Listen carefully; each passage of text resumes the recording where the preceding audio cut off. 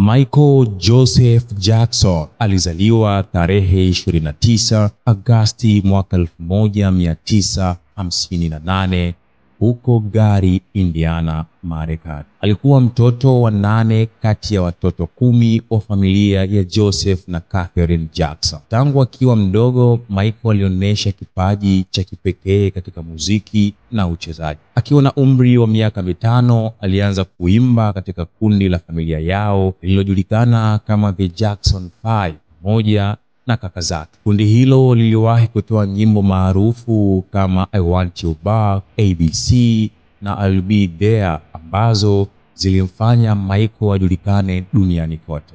Baada ya kuanza kazi yake ya muziki binafsi mwishoni mwa miaka ya mwaka 1970, Michael alitoa album kadhaa zilizofanikiwa sana, zikiwemo Off the Wall ya mwaka 1979, Thriller ya mwaka 1982, Bad ya mwaka 1987 na Dangerous ya mwaka 1991. Albamu ya Thriller ndiyo albamu iliyouza zaidi katika historia ya muziki duniani, na video zake kama Thriller na Beat It zilimfanya kuwa mfalme wa muziki wa pop, hivyo kupata jina la The King of Pop.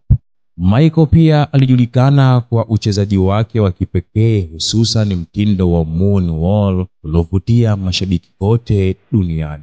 Licha ya mafanikio makubwa, maisha yake yaligubikwa na changamoto kama tuhuma za kisheria, matatizo ya kiafya, mabadiliko ya kimuonekano. Hata hivyo, alibaki kuwa mmoja ya wasanii wenye ushawishi mkubwa zaidi katika historia ya muziki. Michael Jackson alifariki dunia mnamo tarehe 25 Juni mwaka 2009 akiwa na umri wa miaka 50. Lakini urithi wake katika muziki, uchezaji na ubinadamu unaendelea kuishi hadi leo. Kwa ufupi, Michael Jackson ni mfano halisi wa kipaji, ubunifu na ushawishi usiokufa katika ulimwengu wa muziki. Makala hii imeandaliwa na Calvin K.O. na msomaji wako ni mimi Shax247. Endelea kuangalia Kasako Media kwa taarifa zaidi.